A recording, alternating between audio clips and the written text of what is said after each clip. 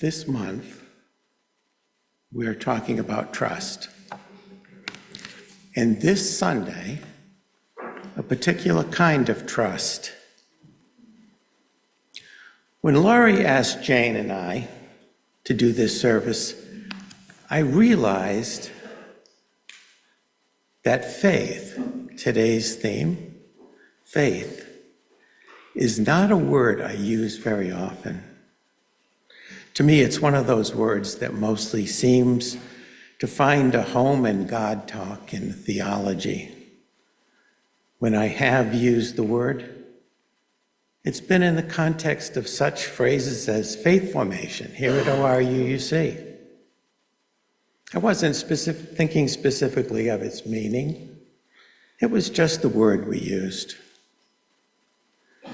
But shortly after agreeing to take on this Sunday service on the topic of faith, I was passing our faith formation leader, Christine Rader's door, and saw a little sign with a quote from the Reverend Dr. Martin Luther King. Maybe you've seen it. It was, "Faith is taking the first step even when you don't see the whole staircase." I liked that definition and felt like it was not simply a pointer to a theological meaning, but one that dealt with human experience. We can all understand what it means to step down a darkened stairway.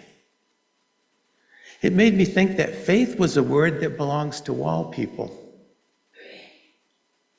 one we could all use in a way that made sense to one another, regardless of what spiritual beliefs or no spiritual beliefs that we might have.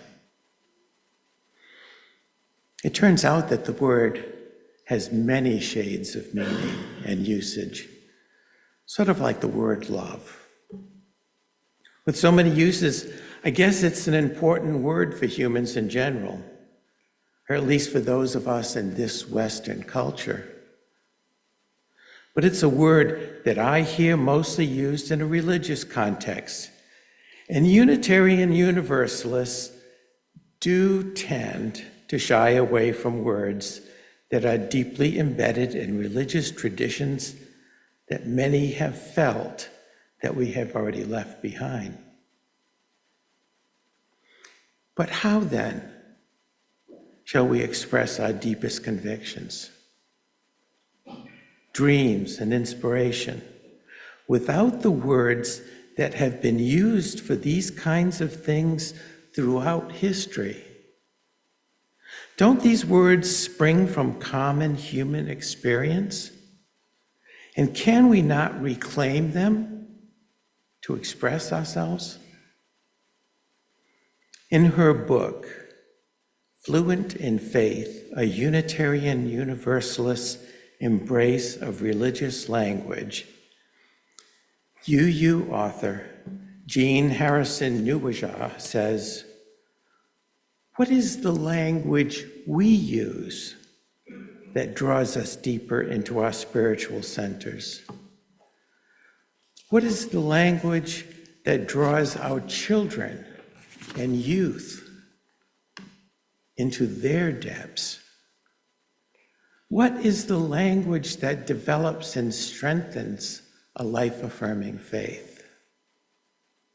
There's that word faith again, being used in a way that indicates a set of beliefs that constitute a religion.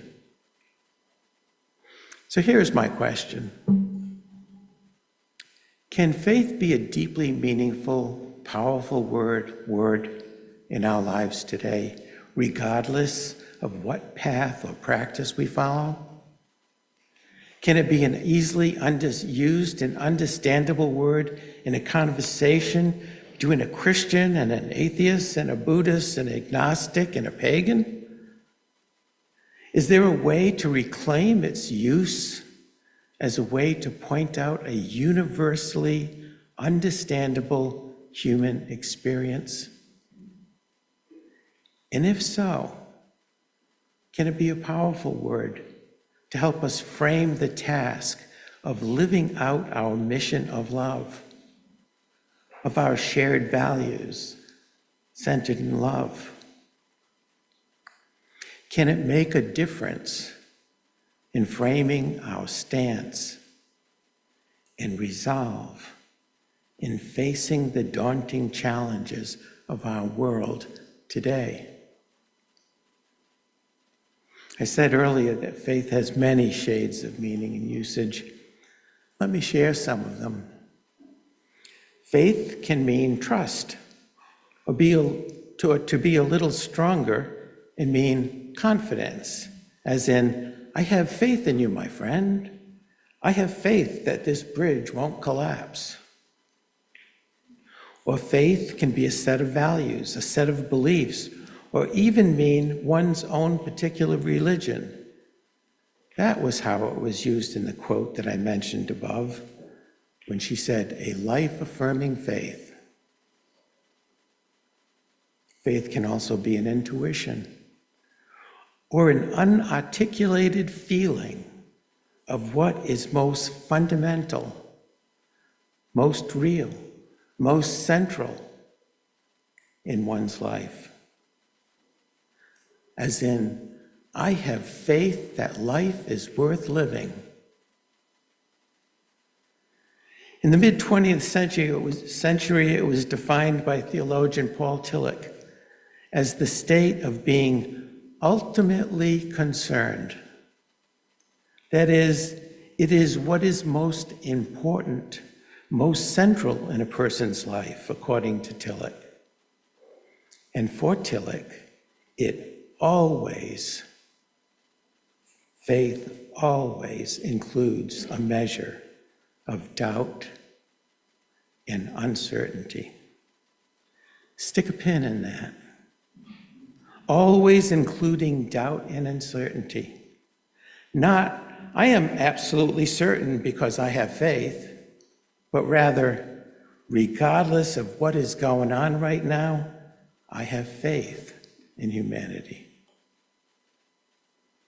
For others, faith is distinguished by being something more a feeling of rightness or truth, rather than something supported by evidence. For example, for Voltaire, a 17th century French writer and philosopher, faith is a way to believe when it is beyond the power of reason. A way to believe. A way, a method, a technique, if you will, to enable you to go forward, even when evidence, logic, or reason, what is right in front of you, doesn't supply a clear direction. There are some common elements to all of this, so let's see what we can reclaim of the word faith. For example, one element that is not necessarily spelled out here, but is, to me at least, implied in all these words about faith. It precedes and enables something else. If you have faith, then you can believe. If you have faith, then a choice of how to act opens up. If you trust, it means you can act. If you trust there is a staircase, you can take the first step. If you have a sense of what is fundamental, most important, and you embrace it, you can have a basis for how to make the next choice.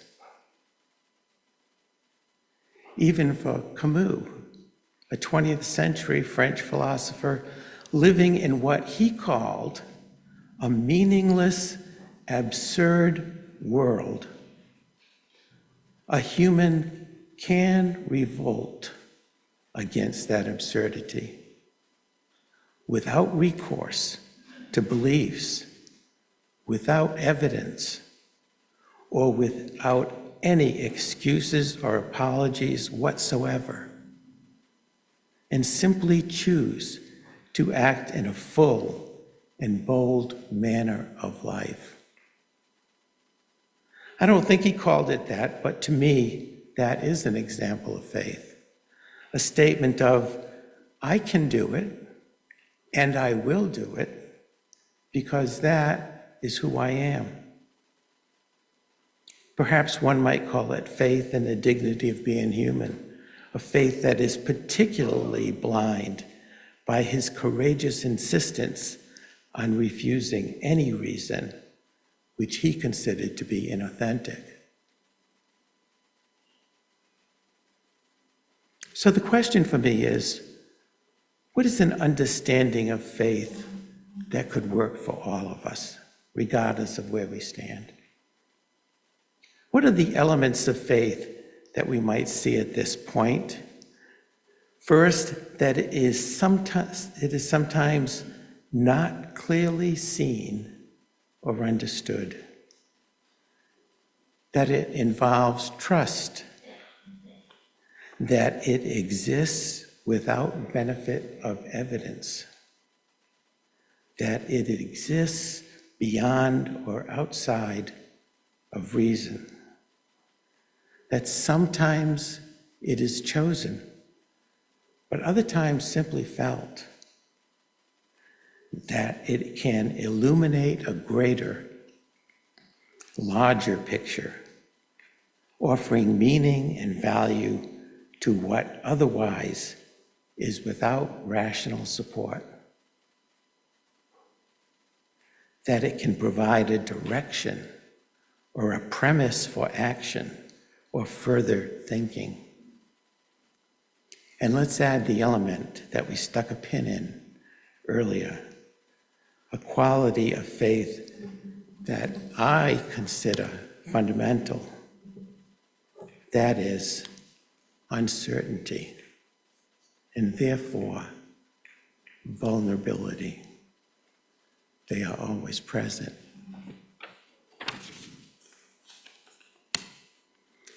Would you agree that these are facets of experience that any of us, any human being, would recognize? So let us take the word faith and make use of it with all its richness and possibilities. What is your faith? What or who is it that you trust, have confidence in? What is your fundamental sense of the authentic, the real, that suggests how you will live your life today? What is most central to your concerns? What do you hold on to without truly knowing that it is so?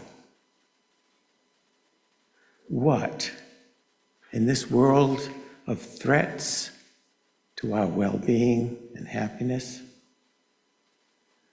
what is your life raft, your flag, your rallying cry?